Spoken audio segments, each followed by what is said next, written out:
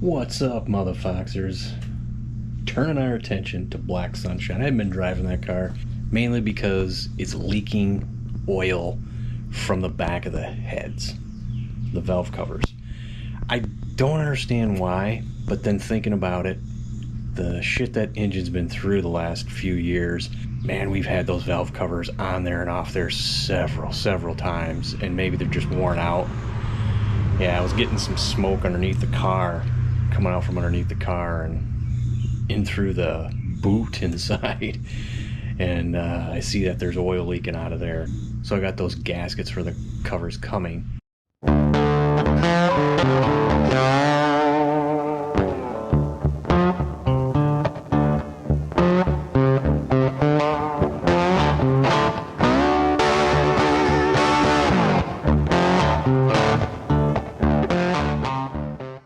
Also, the other thing that's the problem on the car is that I got oil leaking out of the wire going into the low oil sensor. I don't even need those anymore just because I always monitor the oil on these cars constantly, so there's no reason for it. It's never going to get that low for the light to come on anyway. It did work, and I want to say thanks to Pinks. Pink sent me a link for what I got, and right here it is. Boom. It's even got a copper crush washer on it, so I don't have to make a gasket for it. If these threads are the right threads, I just went by what somebody told me in one of my comments there. They said 20 millimeter by 1.5. Now, the only reason that I could not pull this up on Amazon, this is where I got it from, because Pink sent me the link, was because of one word. I kept typing in 20 millimeter by 1.5 hex head bolt, because in my mind I'm thinking bolt. If I'd have used plug, this would have came up with a lot of other ones. That's stupid. I'll eventually put it on this car too, but what I did, that fix that I did, there ain't no oil coming out of that whatsoever. The other thing I gotta do, and I'm gonna do this first, is remember that window on the passenger side is just slow. Maybe it's those little bushings, or maybe that being the original motor, it's just 35 years old. You know, that's why it's slow. Sometimes the window won't work, and I thought I had all the electronics fixed on that thing, so maybe it is getting resistance from them little things that needs to be replaced. Who knows?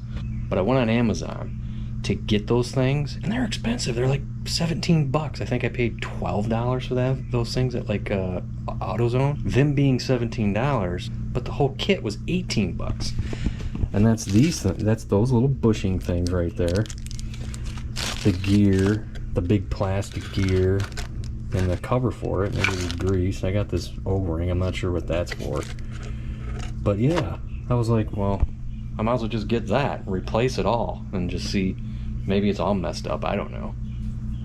But we're gonna get in there and find out. So I'm gonna go out there and pull the cover off and get that thing in here and then replace everything, put it back, and probably watch it go down slow again because the motor's just wore out of it. So also that car, of course, I'm changing the oil in it. Obviously I'm taking that swapping that plug in there. What I started putting in that car was a Rotella 10W40, but it was using a lot of oil, so then I switched to the 10W30 and it worked pretty good. So, and if you want to know the cheapest place to get this stuff, Menards. It's like $5 cheaper. First you got to get this at O'Reilly's. And I found out that this stuff at Menards is $3.88. If you get I usually buy the O'Reilly stuff because it's like $4. $3.88. Talk about original equipment. There it is. That screw right there, boy, oh boy. Hope we can get that sucker out of there. Maybe it's just packed with grease. This thing surely shows it's. Look at that, it says Ford right in the back. So we could have a problem with the gearing, which looks a little messed up, I gotta be honest with you. It don't look too great, don't look too fresh, but let's change all this out, man, and hopefully that's what it is, unless the brushes inside have probably had it, you know. Okay, I'll throw some close-up pictures in here of the gear. You can see that one spot right there. It's pretty shitty. And then the plug is pretty dirty. But let me see, clean this out with some electrical cleaner and get a wire hooked up to this, see if it does like turn normal speed. But I probably won't know that until I get the mess that's out. Never mind, let me look inside there first. Well, turns out that was a good idea. So what you're seeing is grease in chunks of those 3 bushings that are totally disintegrated in there. I bet you this thing is gonna go full speed once I clean all that out and put all fresh new stuff in there. So this whole thing was actually a good call. That is messed up, dude. Wow, guys, I'm gonna tell you right now, I bet you this fixes the problem. And the other motor I don't think the other motor we took out, I bet you it's not bad. There you go, side by side. I'll throw the picture up here a little more detailed, but that was a good call, man. That's 35 years of just use. And there are the little bushings and pieces here and right in there. I bet you this will work pretty good now. That looks much better. Now I got another problem. I went to plug this back in the car and it wasn't working off the switch all of a sudden. So I hit the driver's side switch and it started working the motor. So I kept wiggling the wires. Nothing came alive, so I'm guessing we got a bad switch. I must not have replaced that one. I got the old switches that I replaced on the other side somewhere around here that I think still work, so I'm going to try to find those and stick it in there. I'll probably order another one that's new. So, I mean, those ones I think were kind of sketchy. We'll see, but I gotta pull that out and see if I can't find those other switches. Alright, new plan. So I found the box and there was nothing in it. So I ordered one online, so that means I'll find the ones I can't find now because I ordered a new one. That's how you find things you can't find, is buy a new one. So we'll go put this in, and it works good off the switch from, like I said, the driver's side. So we'll get this in and everything should be good with this. And then when the switch gets here tomorrow, I'll go ahead and stick that in too. Alright, here you go. It's still moving slow. But at least it's more reliable, because once in a while it wouldn't work, and I think it was because of all that mess that was going on in there. But I greased that up, put some grease on the gear. I sprayed some silicone spray inside here and here, and it's helped. I mean, it's, like I said, it's got a little bit of speed on it, but I think the biggest problem is we got probably some old brushes inside that motor. So it's worn out and I'm just sitting here wearing it out some more. But no, it's more reliable now, because before, like I said, it didn't want to go up and down sometimes. So, but now I know I can hit that switch and it'll go, and I'll just tomorrow I'll get that switch and I'll swap it out. But I'll put the door panel back on. Ain't no reason why I can't do that. And that's done until that decides to give out. Alright, there you go. So I'm not 100% confident in that thing, because it's not very long. Like, this has a lot more threads on it. See how wide the head is compared to that? But it does have a copper crush washer. And the thing I didn't notice on the other car was this ring right here is rubber. And this doesn't have any kind of gasket on it, and it didn't leak around here. So I'm guessing that rubber right there acts as a sealer, because there's that. It's got a crush washer on it. I don't know, man. I'm taking an awful chance here. I mean, that's tight.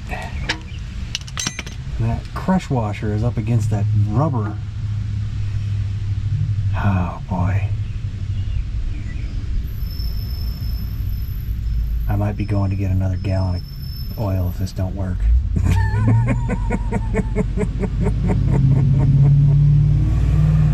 Oh jeez, the chance I'm taking. Okay, I dumped the whole gallon of oil in there and I don't see any leaks, so I think we might be okay.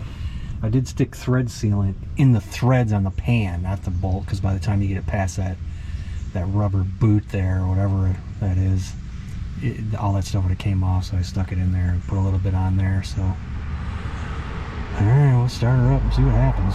And here's what a pain in the ass multi-port is to change these valve cover gaskets. I got to take this off.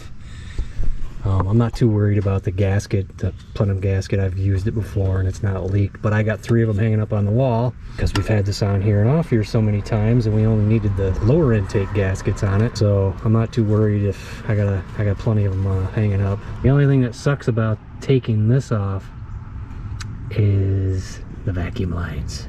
So let me get that done. We had some squatters over the winter. We'll take care of them. There you go, everything's looking all hunky-dory there. Gasket don't look too bad, I'll show you that here in a minute. It should be like I said, it was leaking off the back side over there, so I'll just wipe this down and get the new ones in there. Just sitting right here. Old one's down on the ground over there. And this side all good to go. Found the problem. I'll show you that in a second. Alright, so this is a little flippity-floppity. We'll stick a new one on there while we got it off. But here is the back side of the passenger side, guys. Right there. Look at that. This is all broke right through here. So that's where my oil leak was coming from. Because that was the side that was leaking pretty good. That's all busted up inside there. So, like I said, these have been on and off quite a few times. They're reusable, but I guess they got their breaking point as well. So, like I said, that was the back side of the passenger side, and that's obviously where the leak was coming from. So, new gaskets are all on, the covers are on. I just got to stick the intake back on. This would be the back of the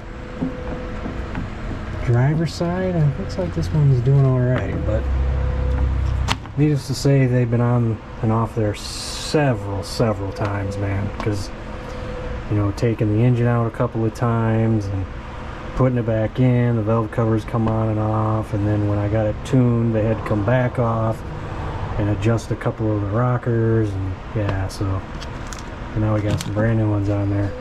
I got my stash of plenum gaskets right here. I got several of them. I said 3, I got 4. So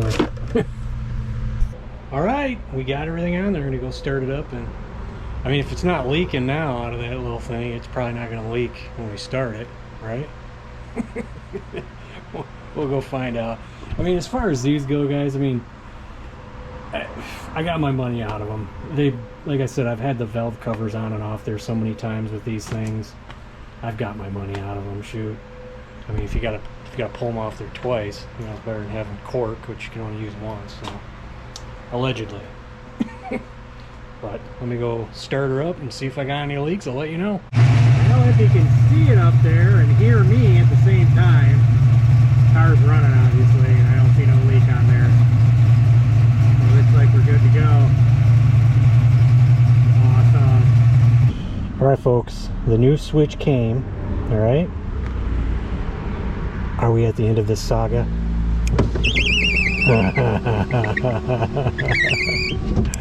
How about that? New switch did it. I wonder if I clean the other one, if it'd work. This lock does work over here, but I believe there's no actuator in this door. I think it froze up and I just never bought another one because I rarely get in and out of this door. So I think that'd probably be the next thing. But yeah, looks like we got, I mean, this is years and years of these windows not working. But ever since I fixed the electrical over there, it was fine. But then, of course, we had the bushing problem in both motors. That's awesome. You just hit this and it works. All right, I'm gonna put this back together. So, interesting thing occurred. I cleaned out this switch with electronic cleaner and the window started working, but it wasn't working consistently. So I'll maybe throw some more cleaner in this and just set it in a box somewhere in case something happens. Maybe it'll be a backup. But anyway, what did we get done here? We took the low oil light sensor out and put a plug in. Doesn't seem to be leaking. We changed the oil. We changed the valve cover gaskets. And we fixed the window switch. And the window regulator. Well, not the regulator, the motor. And I don't know how much longer that motor's gonna last. To be honest with you, I think the brushes, like I said, the brushes might be wearing out on it, but we'll keep her going for now. And until then, we'll go ahead and keep using it. So, anyway, thanks for watching. Later, guys.